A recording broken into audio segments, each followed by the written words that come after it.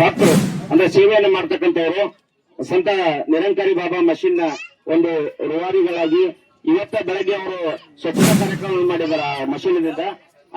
ಅವ್ರ ಬಗ್ಗೆ ಒಂದ್ ಎರಡು ಮಾತನ್ನ ನಾನು ಹೇಳಕ್ ಬಯಸ್ತೀನಿ. ಶ್ರೀ ರಾಮ್ಜಿ ಗೋರ್ಪಡೆ ಅವರು ದಯವಿಟ್ಟು ಮಕ್ಕಳನ್ನು ಕರ್ಕೊರಿ. ಹೇಳ್ಬೇಕಂತಂದ್ರೆ ಅವರ ಧರ್ಮಪತಿ ಅವ್ರ ಮೂಲದಲ್ಲಿ ಈಗ ಕಳೆದ ಒಂದು 2 ವರ್ಷದಿಂದ ಎಲೆ ಮರೆ ಕಾಯಿ ಅಂತ ಕೆಲಸ ಮಾಡ್ತಾ ಇದ್ದಾರೆ.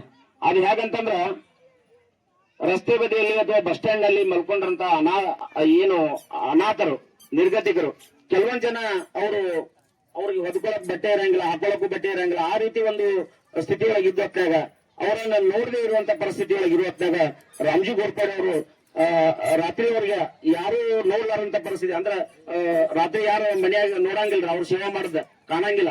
ಅವರು ಯಾರಿಗೂ ಕಾಣದೆ ಎಲೆ ಮರೆ ಕಾಯಿ ಅಂತ ಹೋಗಿ ಅವರನ್ನ ಬೆಟ್ಟೆಗೆ ಅವರ ಅನುತನುಗಳನ್ನ ವಿಚಾರಣೆ ಮಾಡಿ ಅವ್ರಿಗೆ ಬೆಟ್ಟೆ ಬರಿ ಕೊಡಿಸೋದಾಗಿರ್ಬೋದು, ಅವರಿಗೆ ಒಂದು ದಿನಸಿ ಸಾಮಗ್ರಿ ಕೊಡಿಸೋದಾಗಿರ್ಬೋದು, ಅವರ ಮನೆ ಪರಿಸ್ಥಿತಿಯನ್ನು ಅರ್ಥ ಮಾಡಿಕೊಂಡು ಅವರಿಗೆ ಸೇವೆಯನ್ನು ನೀಡ್ತಕ್ಕಂಥ ತಮ್ಮ ಸ್ವಂತ ಖರ್ಚಿಲ್ಲ ಯಾವುದೇ ಒಂದು ಫಲಭಕ್ಷದ ಬಯಸಿದ ಅವರು ಕೂಡ ಜನಸೇವೆ ಜನಾರ್ದನ ಸೇವೆ ಅಂತ ನಿಜವಾದ ಸೇವಕರು ಯಾರಾದ್ರೂ ಅದು ರಾಮ್ಜಿ ಗೋರ್ಪಡೆ ಅಂತ ನಾನು ಅವರನ್ನ ಹೇಳಲಿಕ್ಕೆ ಬಯಸ್ತಾ ಇದ್ದೀನಿ.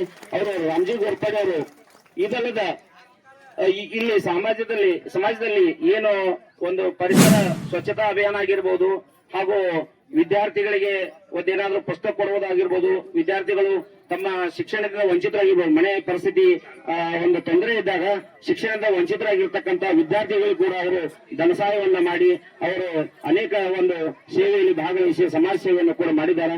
ಅವರೆಲ್ಲ ನಾವು ಈ ಮಡಿವಾಳ ತಾಲೂಕಾ ಕ್ಷೇಮಾಭಿವೃದ್ಧಿ ಸೇವಾ ಸಮಿತಿ ವತಿಯಿಂದ ಶ್ರೀ ಮಡಿವಾಳ ಮಾಚಿದೇವ ಸೇವಾ ಪ್ರಶಸ್ತಿಯನ್ನು ನೀಡಿ ಗೌರವಿಸ್ತಾ ಇದ್ದೇವೆ.